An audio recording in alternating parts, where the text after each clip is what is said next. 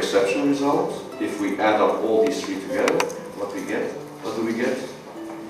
The result before taxes. And what is the difference between the result before taxes and the taxes? That's the result after taxes.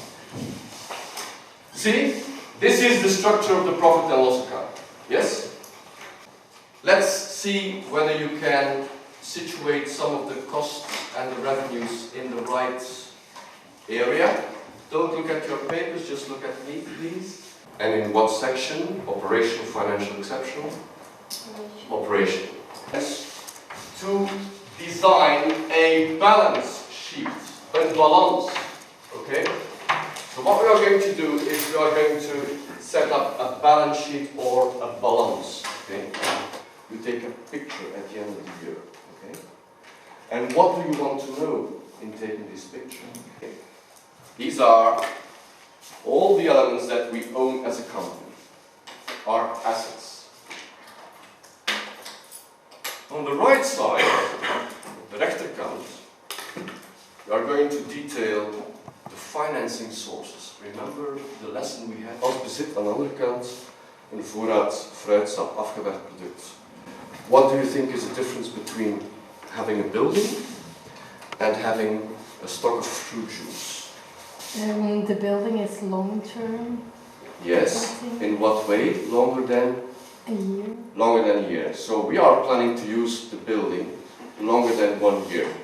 And the fruit juice, let's hope we can sell it short term. On the short term. So let's hope we can sell it. So, Charlotte, we are going to make the difference between long-term assets, and we call them fixed assets.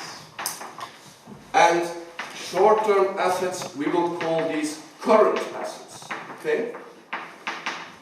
Vaste activa en vlottende activa. What will happen with the value of that building? It will go down by 120 every year. Zo gaan de waarde van dat actief gaan we dus elk jaar met 1/20 verminderen. En dat is een kost, en we hebben die genoemd. Afschrijving in English. So depreciation is, as Lucas said, the fact that your assets, your investments lose some of their value every year. Okay? Good. Let's go to the current assets. So the current assets, Charlotte said, these are assets we will, let's say, have a lifespan of less than 1 year. What's the first type of financing that we... Our own money. Our own money. En hoe hebben we dat genoemd in het Nederlands? Ja, of zelffinanciering. Okay? Autofinancing. It means we use our own money. This is what we will call equity. Yeah? So as of now, the money that we use from our own company, dus het geld dat we eigenlijk van ons eigen bedrijf gebruiken, to finance our operation, we will call this equity. Equity. So what's the most natural way to finance our company is? To pay for it yourself. Yes, but who are the owners of our company? Who put the money in the company? Shareholders. The shareholders. Okay. Let's put all the money that the shareholders invest in the company together. How did we call this?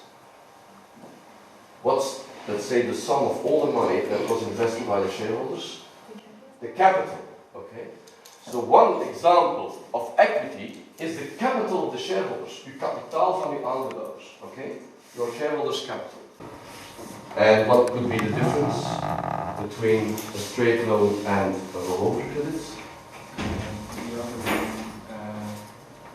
it takes a long time, and the other one is for a short period. Yeah, and what's the, let's say, what's the difference exactly is one bezittingen, yeah, and liabilities, schulden. Charlotte, that the machinery lose its value, and how do we call it again? Als een investering haar waarde verliest en we gaan elk jaar een stukje waarde verminderen. Hoe hebben we dat daarnet genoemd? Remember? Depreciation. Okay. So we need extra raw materials because we have to increase production, yes. So either we pay a dividend, so that means that we give the profit back to the shareholders, it's the return on their investment. At the end of